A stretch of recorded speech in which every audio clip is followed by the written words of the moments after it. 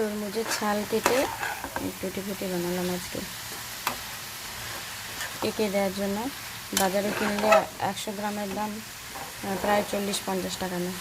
তো তরমুজের ছালকে ছোট ছোট করে কেটে সবুজ অংশটা বাদ দিয়ে সেদ্ধ করে নিতে হবে প্রথমে।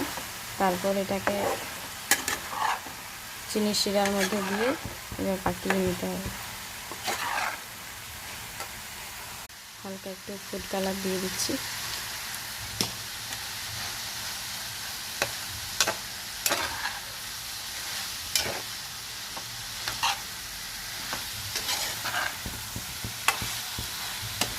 আর আমি ইউজ করব অরেঞ্জ এসেন্স 1 চামচ মতো।